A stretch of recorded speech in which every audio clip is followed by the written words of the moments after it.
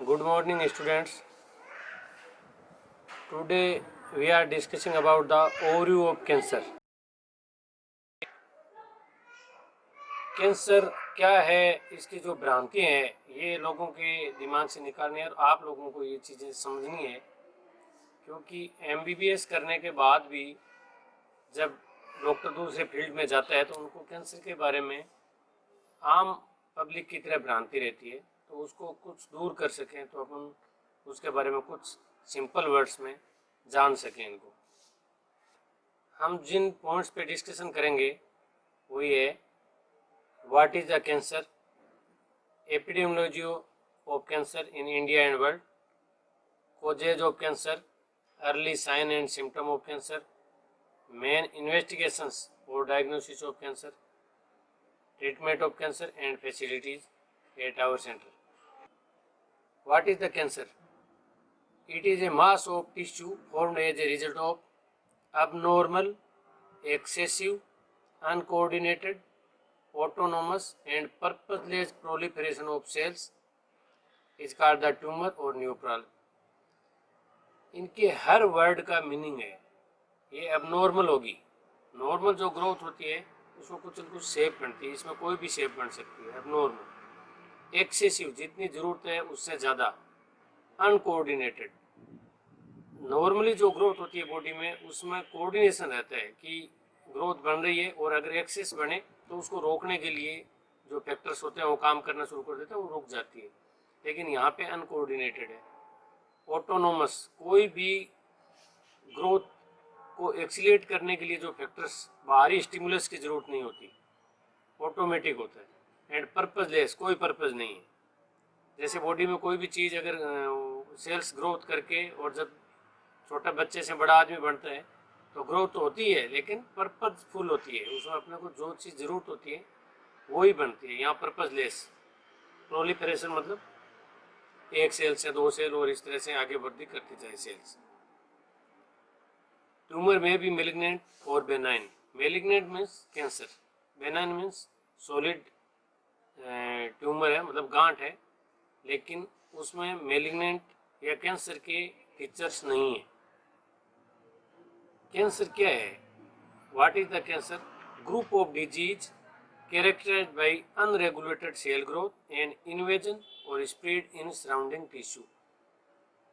जो benign tumours है वो आसपास के एरियो में इन्वेजन नहीं करता, इन्वेड नहीं करता, अतिक्रमण नहीं करता, और बॉडी की दूसरी जगह भी ब्लड के थ्रू या लिम्फेटिक के थ्रू फैलने की क्षमता नहीं रखता बेनाइन ट्यूमर। जबकि जो ट्यूमर इस तरह की एबिलिटी रखता है वो कैंसर है। इसलिए हर गांठ है उसको अपन कैंसर नहीं कहते। कैंसर जो ट्यूमर है उसको दो भागों में किया है, मेलिग्नेंट मीन्स कैंसर और दूसरा बेनाइन।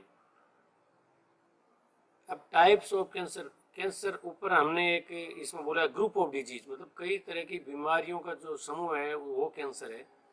जैसे एपिथेलियल सेल्स, बॉडी के एपिथेलियल सेल्स से जो कैंसर बन रहा है वो कार्सिनोमा कहलाता है। मेसेनकाइमल सेल्स जैसे बोन है, मसल्स है, इनका जो कैंसर है वो सार्कोमा है। हेमेटोपोइटिक, जो ब्लड से संबंधित जो भी या नोड का जो भी कैंसर है वो ल्यूकेमिया या लिम्फोमा। और अगर जर्म लाइन सेल्स से कोई ट्यूमर डेवलप हुए तो जर्म सेल ट्यूमर्स हो। And the branch of medicine dealing with the study of neoplasm is called the oncology. Oncology means हम जो ट्यूमर्स का ट्रीटमेंट करें, ऐसी मेडिसिन की जो ब्रांच है ऑन्कोलॉजी है। एपिडेमियोलॉजी एज पर ग्लोबोकॉन इन 2018, ये WHO पूरे वर्ल्ड में डाटा पब्लिश करते हैं। तो इसमें इंडिया में इंसिडेंस मतलब है नए केस पर ईयर कितने हैं। तो 2018 में नए केस इंडिया में 11,57,000 है, और पूरे वर्ल्ड में 1,80,00,000। और जो डेथ हो रही है वो इंडिया में 7.85 लाख है और वर्ल्ड में 95 लाख है। इसका मतलब है 50% डेथ है वर्ल्ड में अगर अपन देखें तो। लेकिन हमारे यहाँ पे इंडिया में अराउंड 70% डेथ, क्योंकि यहाँ हम एडवांस स्टेज में पेशेंट दिखाने आते हैं और उसमें फिर ट्रीटमेंट में बहुत सारी चीज़ें बीच में आ जाती है जो ट्रीटमेंट में बाधा डालती है। प्रिविलेंस मतलब इस टाइम कैंसर के कितने मरीज है एट ए टाइम, वो 22,60,000 इंडिया में है और वर्ल्ड में 4,38,00,000। तो ये बहुत बड़ा डाटा है कैंसर का, और कैंसर की वजह से डेथ भी आजकल बहुत कॉमन होती जा रही है, बहुत बड़ी बीमारी बनती जा रही है। Most common malignancy in male and female. India में मेल में most common malignancy lip and oral cavity. आज से 7-8 साल पहले लंग हुआ करता था, अभी लिप और ओरल कैविटी, क्योंकि गुटखा और जर्दे का जो सेवन बढ़ा है इसकी वजह से ओरल कैविटी मतलब मुंह का भाग और होठ ये नंबर 1 पे है। सेकंड पे लंग है, थर्ड पे स्टोमक, जो खाना जहाँ सबसे पहले स्टोर होता है, जहाँ पचता है, वो स्टोमक हो गया। फिर कोलोरेक्टम और इसोफेक्स जो खाने की नली। तो आप इनमें देखोगे पॉइंट्स में तो आपको यूँ लग रहा है कि सारा का सारा खान पान से संबंधित और धूम्रपान से संबंधित, मतलब जो टॉप कैंसर्स है उनमें, जैसे लिप एंड ओरल कैविटी हो गया, जो मुंह में जो गुटखा वगैरह दबाते हैं उनसे। फिर हम इसोफेक्स की बात करें तो ये खाने की नली है, उसके नीचे यहाँ से लेके यहाँ तक खाने की नली इसोफेक्स है, वहाँ हो गया वो एल्कोहल और स्मोकिंग का पार्ट है, या फिर तली हुई चीज़ें और वो है। कोलोरेक्टम ये लेटरिन के रास्ते में जहाँ स्टोर होता है लेटरिन लास्ट में, वो पार्ट है, वो भी खान पान से संबंधित है। स्टोमक खान पान से संबंधित है। लंग है जो धूम्रपान से संबंधित है। फीमेल में नंबर 1 पे ब्रेस्ट है, सेकंड पे यूट्रस जो बच्चेदानी के मुंह का कैंसर है वो है, थर्ड ओवरी है जो बच्चेदानी के बराबर जो ग्रंथि होती है वो है, फिर लिप एंड ओरल कैविटी और कोलोरेक्टम। तो फीमेल में उनके जो ऑर्गन्स हैं, जेनेटल ऑर्गन्स है, उनसे संबंधित है ज़्यादातर मेलिग्नेंसीज। वो भी लाइफ स्टाइल से संबंधित ही है सारा जुड़ाव, क्योंकि एक टाइम में बच्चेदानी के मुंह के कैंसर ज़्यादा होते थे क्योंकि पुअर हाइजीन रहती थी। अभी हाइजीन में सुधार हुआ है, साफ सफाई में सुधार हुआ है, लेकिन लाइफ स्टाइल थोड़ी सी शहरीकरण हो गया है, इसलिए ब्रेस्ट के कार्सिनोमा नंबर 1 पे आ गए। और वर्ल्ड में अपन देखेंगे तो मेल में अभी भी लंग है पूरे विश्व में, क्योंकि सिगरेट स्मोकिंग का यूरोपियन कंट्रीज में बहुत ज़्यादा चलन है और बाकी जगह भी। फिर है प्रोस्टेट, ये गुदूद होता है, ये उम्र बढ़ने के साथ बढ़ता है। तो जैसे जैसे अभी उम्र बढ़ रही है तो ये प्रोस्टेट की मेलिग्नेंसी बढ़ रही है। फिर कोलोरेक्टम, स्टोमक और ये लीवर की मेलिग्नेंसी है। और वर्ल्ड के अंदर हम लोग ये देखेंगे फीमेल में कि ब्रेस्ट नंबर 1 पे है, जो इंडिया में भी आजकल नंबर 1 आ गया। फिर कोलोरेक्टम, फिर लंग, फिर सर्विक्स और थायराइड। बच्चेदानी के मुंह का कैंसर इंडिया में नंबर 2 पे था, लेकिन यहाँ नीचे चला गया क्योंकि वर्ल्ड में इसकी वैक्सीन भी यूज लेने लग गए। तो अब हमारे लाइफ स्टाइल को चेंज करते हैं तो उस हिसाब से मेलिग्नेंसी का ट्रेंड भी चेंज हो जाता है। वो एक जने से नहीं होता, एक पूरी पॉपुलेशन कैसा ट्रेंड है पूरी पॉपुलेशन में, उस पर डिपेंड करता है। और most common cause of death है जो मेलिग्नेंसी का, वो मेल में है लंग और फीमेल में ब्रेस्ट कैंसर।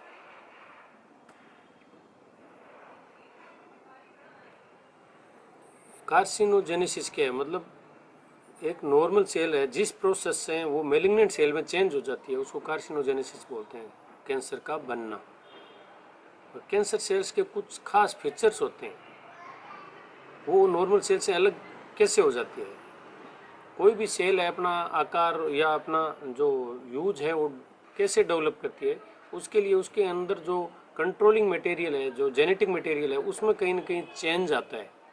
उसकी वजह से ये अपनी जो मूल स्वरूप से हटके दूसरी डिजाइन बना लेती है और उसके अनुसार वो ग्रोथ करती है। तो कैंसर सेल में तो एक तो ग्रोथ सिग्नल ऑटोनॉमी हो जाती है, जैसे हर सेल का प्रोलिफरेशन के लिए ग्रोथ हार्मोन या कुछ से फैक्टर्स होते हैं जो उसको ग्रोथ कराते हैं, लेकिन कैंसर सेल में ऐसी ग्रोथ फैक्टर की ज़रूरत नहीं है, वो खुद ऑटोमेटिक अंदर ही बनाते हैं सेल के अंदर। Evasion of the growth inhibitory signal, growth जब ज़्यादा होने लग जाती है नॉर्मली तो उनको रोकने के लिए कुछ सिग्नल्स होते हैं जो एक्टिवेट हो जाते हैं, लेकिन यहाँ कैंसर सेल्स में वो डेवलप नहीं होते, इसलिए वो वृद्धि करती जाती है, रुकती नहीं। अवॉइड इम्यून डिस्ट्रक्शन, जब सेल्स एक नॉर्मल वे से हटके कुछ ग्रोथ करती है तो उसका अपना इम्यून सिस्टम उस सेल्स को ख़त्म कर देती है। लेकिन कैंसर सेल्स ऐसा खुद को डेवलप कर लेती है कि वो इम्यून सिस्टम को एक्टिवेट ही नहीं होने देती, या फिर होती है तो उसके प्रति खुद को रेजिस्ट कर लेती है। इसलिए जिसकी इम्यूनिटी डाउन होती है उसमें कैंसर जल्दी बनता है, ये भी एक कारण है। अनलिमिटेड रिप्लिकेट पोटेंशियल, उसमें क्या होता है, अपने कोई भी सेल है वो अगर प्रोलिफरेट करती है, जैसे ग्रोथ तो करती रहती है सेल, नहीं तो अपनी स्किन पे चोट लग जाए तो भरे कैसे।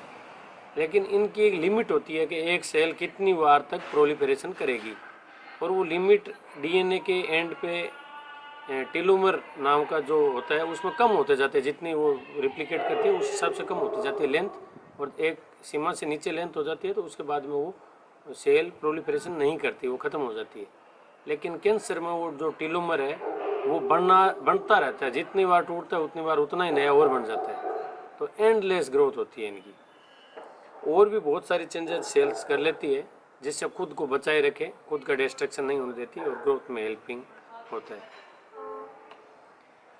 कैंसर से ये किस तरह से ये सेल्स डेवलप करती है, क्यों करती है, कोई भी फैक्टर, कोई भी सिंगल फैक्टर ऐसा नहीं होता, लेकिन बहुत सारे फैक्टर मिलके सेल के डीएनए में कुछ चेंज कर देते हैं, और वो चेंज नॉर्मल से हटके चेंज हो जाता है, तो या तो वो सेल डेड हो जाएगी या वो सेल है जो अनकंट्रोल्ड ग्रोथ करना शुरू कर देगी। इसके लिए अब दो तरह के जीन की बात करते हैं जो अपने शरीर में होते हैं, ऑन्कोजीन और tumour suppressor gene. Proto oncogene होते हैं, ये क्या करते हैं, सेल को जहाँ भी वृद्धि की ज़रूरत पड़ती है तो ये जीन्स काम करते हैं, लेकिन जैसे ही एक्स्ट्रा होता है तो ट्यूमर सप्रेसर जीन होते हैं वो उसको रोकते हैं ग्रोथ को।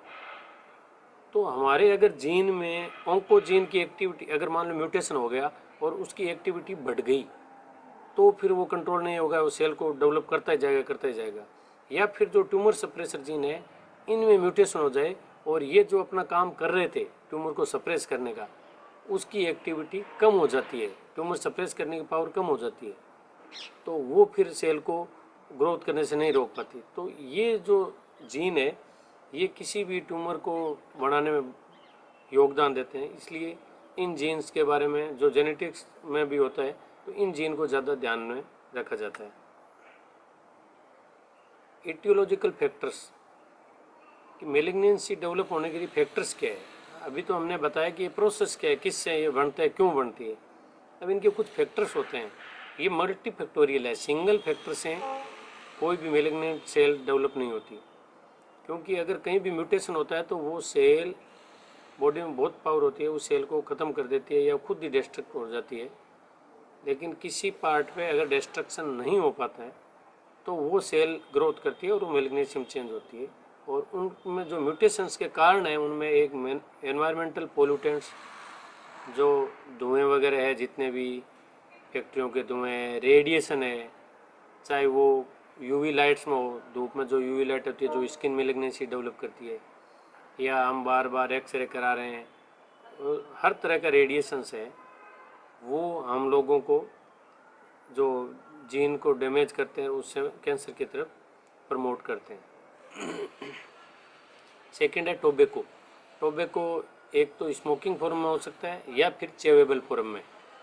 स्मोकिंग फॉर्म में टोबैको है वो है सुपारी, जिसमें गुटखा है और जर्दा है, या आजकल घनी तरह के पान मसाले आते हैं जिसमें अंदर दूसरी चीज़ें मिक्स हो जाती है। तो ये टोबैको जो भी पार्ट है टोबैको में, इसमें बहुत सारे कार्सिनोजेंस हैं जो नॉर्मल सेल को कार्सिनोजन में चेंज करते हैं। और स्मोकिंग में बीड़ी, सिगरेट, चिलम, हुक्का, ये सारे स्मोकिंग में आता है। जिसमें फिल्टर वाली होती है वो थोड़ा प्रोटेक्शन करती है, बिना फिल्टर वाली डायरेक्ट करती है। ये क्या करते हैं, इनके जो मॉलिक्यूल्स होते हैं इनमें, स्मोकिंग वाले में या टोबैको में, ये सेल्स के डीएनए पे चिपकते जाते हैं और उसको डीएनए उसको साफ करता रहता है। लेकिन जब ज़्यादा मात्रा में ये चिपकने शुरू हो जाते हैं तो वो फिर वहाँ पे डैमेज कर देते हैं डीएनए को। डाइट एंड ओबेसिटी, जैसे मोटापा बढ़ता है तो इसमें कई हार्मोन इम्बेलेंस हो जाते हैं, तो वो भी मेलिग्नेंसी डेवलप करने में योगदान दिखाते हैं। जैसे कार्सिनोमा ब्रेस्ट है या यूट्रस है, कोलन के कैंसर है, इनमें इनका योगदान है। ऑक्यूपेशनल कार्सिनोजेंस, कुछ डाई रंग पेंट है, कुछ एक जो कारखानों में कुछ रिलीज होते हैं जो केमिकल्स, उनसे भी मेलिग्नेंसी होती है। इन्फेक्शंस, अराउंड 16% मेलिग्नेंसी इन्फेक्शन से होती है। रिप्रोडक्टिव हैबिट्स और हेरिडिटरी, अराउंड 10% जो पेशेंट्स हैं वो हेरिडिटरी होती है, जो अपन कहते हैं आनुवंशिक है। Smoking cause of 20% of all cancer deaths worldwide, and around 16 types of cancer developed by smoking. And infections, जो मैंने इन्फेक्शन की बात की उसमें एक तो है ह्यूमन पेपिलोमा वायरस, जो कार्सिनोमा सर्विक्स का मोस्ट कॉमन कोज है। इसके अलावा पेनाइल कैंसर, ओल्ड कैविटी के कैंसर, ये जो कैंसर है ये सारे ह्यूमन पेपिलोमा वायरस हैं। ये माना जाता है कि 75 to 80% मेलिग्नेंसी सर्विक्स की है वो ह्यूमन पेपिलोमा वायरस से ही होती है, और इसकी वैक्सीन आने से ये मेलिग्नेंसी डेवलप होना काफ़ी कम हो गया है। हेपेटाइटिस सी वायरस HCV और HBV हेपेटाइटिस बी वायरस, ये दोनों लीवर मेलिग्नेंसी में डेवलप करते हैं। H पाइलोरी जो स्टोमक मेलिग्नेंसी है कुछ, और एब्स्टेन बार वायरस है जो कुछ लिम्फोमा में और नेजोफेरेंजियल कार्सिनोमा में मिले हैं। हेरिडिटरी क्या है? हमने कहा कि मेलिग्नेंसी जीन में कुछ चेंजेज आने से ही डेवलप होती है, तो फिर जीन कौन सा? जैसे हमारे बॉडी में बहुत सारी सेल है, किसी भी एक सेल के जीन में डैमेज हुआ तो वो सेल ही वृद्धि करके वहीं कैंसर बनाएगी, तो बॉडी के किसी भी भाग में बन सकता है। ये तो हो गया सिंपल सोमेटिक, मतलब एक आदमी हुआ उसी तक रहेगा सीमित। लेकिन जो जर्म लाइन की सेल्स है, जो पीढ़ी दर पीढ़ी आगे जाती है जो सेल्स, उस सेल में अगर जीन में डैमेज है और डीएनए में वहाँ म्यूटेशन है तो वो अगली पीढ़ी में भी जाएगा और वो अर्ली एज में मेलिग्नेंसी डेवलप करेगा। तो ये हेरिडिटरी में, इसमें ब्रेस्ट है, ओवरी है, कोलन है, रेटिनोब्लास्टोमा है, ये मेनली इन मेलिग्नेंसीज में हेरिडिटरी के चांसेस ज़्यादा रहते हैं। और इनमें जो ट्यूमर सप्रेशन जीन है ब्रेस्ट में BRCA1 BRCA2, तो ये ट्यूमर इन जीन का ज़्यादा योगदान है मेलिग्नेंसी डेवलप करने में। अब कुछ इन्वेस्टिगेशंस कि भाई हम कैंसर को डायग्नोज कर पाएँ कि हाँ ये कैंसर ही है, इसके लिए वैसे तो बहुत इन्वेस्टिगेशन होते हैं, लेकिन मेन ये जो इन्वेस्टिगेशन है ये एक है history and physical examination. Patient को पूरी डिटेल पूछना, उससे संबंधित समस्याएँ, पीछे की समस्याएं, कभी कुछ हुआ हो तो, और फैमिली हिस्ट्री भी, और फिजिकल एग्जाम उसके पूरे शरीर की जांच करना कि क्या क्या फाइंडिंग्स मिल रही है, उसके अनुसार हम डायग्नोज कर पाते हैं, और उस बीमारी की स्टेजिंग क्या है वो भी उसी से पता लगेगी हमें। फिर है FNAC है फाइन नीडल एस्पायरेशन साइटोलॉजी। इसमें क्या है, कोई गांठ होती है तो उस गांठ में से सुई से जांच लेते हैं, और वहाँ वो जो मटेरियल लिए है उससे हम पता कर लें कि भाई हाँ ये कैंसर सेल्स है इसमें और वो कैंसर है। स्मीयर, कहीं से पानी लेके उसकी जांच करना। बायोप्सीज, किसी भी पार्ट का चीरा लगा के या बड़ी नीडल से उसका कुछ पीस लेके उसकी जांच करना। और फ्लूइड साइटोलॉजी, जैसे छाती का पानी निकालना या पेट में से पानी निकाल के उसकी जांच करना। ये सारे मेलिग्नेंसी बताते प्रूव करने के लिए सैम्पलिंग होती है ये, इससे हमें ये पता लग जाता है किस तरह का कैंसर है और इसका ट्रीटमेंट करना है। इन जांच के बिना ट्रीटमेंट नहीं शुरू होता। एक है tumour marker and IHC। Tumour markers, ये जो टुकड़ा लिए है जो हमने बायोप्सी लिए, इसमें सेल लेवल का अगर हम देखें कि किस तरह का है, इसमें क्या रिसेप्टर वगैरह पाए जा रहे हैं, क्या कुछ एंटीजन पाए जा रहे हैं जो स्पेशल ट्यूमर में ही हो, तो वो ट्यूमर मार्कर है। ट्यूमर मार्कर इस लोग पे भी हो सकते हैं, ट्यूमर मार्कर कुछ ब्लड में भी होते हैं, ब्लड सैंपल से भी हमें पता लग जाता है कि हाँ ये चीज़ बढ़ी हुई है तो ये मेलिग्नेंसी होगी। और मोलिकुलर लेवल पर स्टडी और जेनेटिक स्टडी भी करते हैं, जिसमें कौन से जीन में म्यूटेशन है और कौन सी थेरेपी काम करेगी, ये भी इसी लेवल से। फिर इमेजिंग्स है, इसमें ultrasonography, x-ray, CT scan, MRI, PET scan. PET scan पूरे बॉडी में जहाँ जहाँ मेलिग्नेंट ट्यूमर्स है या जहाँ मेटाबॉलिक एक्टिविटी बढ़ी हुई है वहाँ के बारे में सारी जगह को बता देते हैं। बोन स्कैन, बोन में जहाँ भी मेलिग्नेंट लीजन है उनके बारे में बताते हैं। और मेमोग्राफी, ब्रेस्ट की मेलिग्नेंसी का पता लगाने के लिए स्क्रीनिंग में, जो मैं अगले वीडियो में आपको बताऊंगा, स्क्रीनिंग सभी मेलिग्नेंसी की, और एक बाद में ब्रेस्ट का फॉलोअप में भी। और ब्लड इन्वेस्टिगेशंस, जो खून की जांचें होती है, जो ट्रीटमेंट से संबंधित है और कुछ डायग्नोसिस से संबंधित है। ये स्टेजिंग सिस्टम है कि लोग जैसे पूछते हैं भाई मेलिग्नेंसी जो कैंसर है कौन से स्टेज का है, तो कई सारे स्टेजिंग सिस्टम है। अलग अलग मेलिग्नेंसी का भी अलग अलग स्टेजिंग सिस्टम है, लेकिन ज़्यादातर जो मेलिग्नेंसी उनमें TNM स्टेजिंग सिस्टम है, AGCC, अमेरिकन जॉइंट कमेटी है, ये सबसे ज़्यादा हम मानते हैं। और वैसे इसमें जनरली 4 स्टेज होती है। चौथी स्टेज जो लास्ट स्टेज होती है मेटास्टेसिस वाली, मेटास्टेसिस मतलब एक जगह से दूसरी जगह मेलिग्नेंसी, कहीं कैंसर सेल्स निकल गई है ना, वो मेटास्टेसिस है। जैसे जहाँ प्राइमरी ट्यूमर मतलब पहली बार बड़ा गांठ उसके आसपास फैला है तो वो रीजनल है, और बॉडी में उस जगह से हटके जैसे लीवर में, लंग में, ब्रेन में कहीं चली गई या बोन में चली गई, वो मेटास्टेसिस है। बाकी स्टेजिंग में WHO स्टेजिंग सिस्टम है, Figo staging system gynaecological malignancy, cervix, uterus, ovarian के लिए, और न्यूरोब्लास्टोमा के लिए अलग है, रेटिनोब्लास्टोमा का अलग है, विम्स ट्यूमर का है। तो इस तरह से और भी कई स्टेजिंग सिस्टम्स हैं। अब हम जो पेशेंट को ट्रीट करेंगे कैंसर के मरीज़ को, तो पहला ये देखते हैं कि इस मरीज़ को हम ठीक कर सकते हैं कि नहीं कर सकते। इंटेंट ऑफ ट्रीटमेंट, आपका इंटेंशन क्या है, क्यूरेटिव और पेलिएटिव। क्यूरेटिव मतलब आप ठीक करने के लिए ट्रीटमेंट कर रहे हो, पेलिएटिव मतलब आप उनके जो सिम्टम्स है, जो उनको तकलीफ है, उसको कम करने के लिए ट्रीटमेंट कर रहे हो। वो ठीक नहीं हो सकता लेकिन उसके इलाज, उसका जो तकलीफ है उसको कम कर सकें। And second, available facilities treatment की क्या है, उसके अनुसार ट्रीटमेंट डिसाइड करें। ट्रीटमेंट की जो फैसिलिटीज़ या ट्रीटमेंट का ऑप्शंस है उसमें मैंने पहले शुरू में बताया था कि रेडियोथेरेपी, कीमोथेरेपी और सर्जरी। पहला जो रेडियोथेरेपी के बारे में हम बात करेंगे, रेडियोथेरेपी क्या है, treatment of the disease, mostly cancer disease, by the ionising radiation. ये रेडियोथेरेपी कहलाता है। कोई भी आयनाइजिंग रेडिएशन के द्वारा ट्यूमर का अपन ट्रीटमेंट कर रहे हैं तो ये रेडियोथेरेपी है।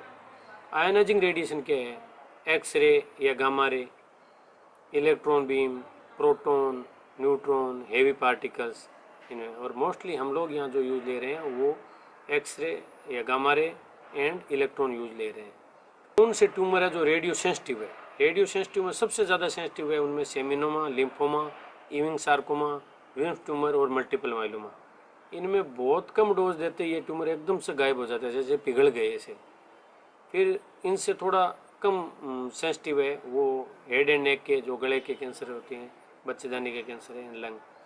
रेडियो रेजिस्टेंस है sarcoma, melanoma, renal cell carcinoma, इनमें रेडियोथेरेपी का इतना इफेक्ट नहीं आता। रेजिस्टेंस मीन्स इन ट्यूमर को ख़त्म करें इससे पहले ट्यूमर्स के सराउंडिंग्स जो नॉर्मल टिश्यू है वो ख़त्म हो जाता है, तो हम उतनी डोज दे ही नहीं पाते, इसलिए रिलेटिवली रेजिस्टेंस होते हैं। परमानेंट कोई चीज़ रेजिस्टेंस होती नहीं, लेकिन नॉर्मल टिश्यू के रिलेशन में इनकी जो डोज है उसमें ये ख़त्म नहीं होते, इसलिए रिलेटिवली रेजिस्टेंस होते हैं। Now we discuss about technique and machines of the RT। Techniques में या हम मशीन की बात करें तो जब पुराने टाइम में डीप एक्सरे थेरेपी यूज लेते थे, जिसमें क्या होता था, ऑर्थो वोल्टेज एक्सरे, मतलब 150 किलोवोल्ट से 500 किलोवोल्ट के बीच में एक्सरे की जब एनर्जी कम है तो डेप्थ तक नहीं जाता, सिर्फ सुपरफिशियल ट्यूमर ट्रीट कर सकते थे, डेप्थ वाले नहीं होते थे। बाकी फिर कोबाल्ट 60, फिर लिनेक में हम लोग क्या 3D CRT, IMRT, IGRT ये सब कर सकते हैं। फिर टोमोथेरेपी, साइबर नाइफ में SRS रेडियो सर्जरी है, ये stereotactic radio surgery, stereotactic radiotherapy and stereotactic body radiotherapy, ये साइबर नाइफ से कर सकते हैं। एंड गामा नाइफ, SRS और SRT। ये जो मशीन्स के बारे में मैंने इसमें कुछ पिक्चर्स डाले हैं जिससे आप लोगों को थोड़ा समझने में इजी रहे। ये डीप एक्सरे थेरेपी है, ये एक्सरे मशीन हो गया। और ये इनका कोलीमेटर होता था कि जब लो एनर्जी की है तो इन एक्सरे बीम का डाइवर्ज बहुत होता था, तो उसको कम करने के लिए ये एक तो बॉडी के पास रखते थे और दूसरा कोलीमेटर है बॉडी सरफेस तक लाते थे। कोलीमेटर ये होता है जो बीम को डायरेक्शन देते हैं। ये भी वही डीप एक्सरे थेरेपी पुरानी मशीन है जिसमें यहाँ सोर्स है और ये कोलीमेटर है जो जिस फील्ड, जिस साइज़ का या जिस शेप का फील्ड अपन लगाते हैं वैसा कोलीमेटर लगेगा। ये हमारी कोबाल्ट 60 मशीन है जिसपे यहाँ हेड में कोबाल्ट सोर्स होता है, यहाँ पे कोबाल्ट का सोर्स रखा हुआ है और यहाँ नीचे ओपन पार्ट होता है। ये पूरा लेड और उस यूरेनियम से ब्लो हो रहता है, मोटा थिक पार्ट है। और यहाँ जो एक्सरे आ जाती है यहाँ पेशेंट होते हैं। एक्सरे गामा रे होती है कोबाल्ट में। तो ये कोबाल्ट 60 मशीन, ये हमारे इंडिया मेड की कोबाल्ट 60 मशीन है बाबाट्रॉन। तो ये लीनियर एक्सीलेटर है इसके बारे में अभी जो नई टेक्निक में ये इसमें एक्सरे यूज आता है, हाई एनर्जी के एक्सरे, मेगा वोल्टेज एक्सरे होता है जिसकी पेनेट्रेटिंग पावर बहुत होती है। डीप सीटेड ट्यूमर को भी आराम से ट्रीट कर सकते हैं और इलेक्ट्रॉन थेरेपी भी इसे दे सकते हैं। इसकी एनर्जी जो यूज लेते हैं हम जनरली वो 4 मेगा वोल्ट से लेके और 18 मेगा वोल्ट तक। तो अलग अलग रेंज की इसमें एक्सरेज आती है। तो जितना डीप ट्यूमर है उस हिसाब से हम एक्सरे की एनर्जी डिसाइड करते हैं। और इसमें साथ में ये जो लगे हुए हैं ये हम इमेज भी ले सकते हैं कि हमने जो प्लान किया वही प्लान इस पे यूज आ रह गया। तो एक तो सिटी स्कैन भी कर सकते हैं और एक्सरे भी यहाँ पे ले सकते हैं पोर्टल की। ये टोमोथेरेपी मशीन है। टोमोथेरेपी मशीन सिटी स्कैन की तरह होती है। इसमें सिटी स्कैन भी इसी टेबल पे हो जाती है और ऐसे ही इसमें ट्रीटमेंट भी हो जाता है। रोटेटिंग चारों तरफ घूमता है सोर्स और बीच में से पेशेंट निकलता है। ये साइबर नाइफ है। इसमें ये एक रोबोटिक आर्म है ये पूरी, और ये वाला पार्ट लिनेक है, मिनिएचर लिनेक रोबोटिक आर्म पे फिक्स कर देते हैं। ये किसी भी साइड से ट्रीटमेंट कर सकता है यहाँ पेशेंट हो तो। ये गामा नाइफ है। गामा नाइफ में गामा रेज होती है, कोबाल्ट सोर्स होते हैं इसमें चारों तरफ, जैसे ये दिखाए हुए हैं। ये इस तरह से इस पूरे हेड में कोबाल्ट सोर्स होते हैं। और जो ट्यूमर हम ट्रीट कर रहे हैं, छोटे ट्यूमर ट्रीट करते हैं जनरली ब्रेन के, उसको सेंटर में रख देते हैं ट्यूमर को। फिर ये सारे सोर्स एक्टिव जब ओपन करते हैं तो वहीं पे जाकर रेडिएशन लगती है।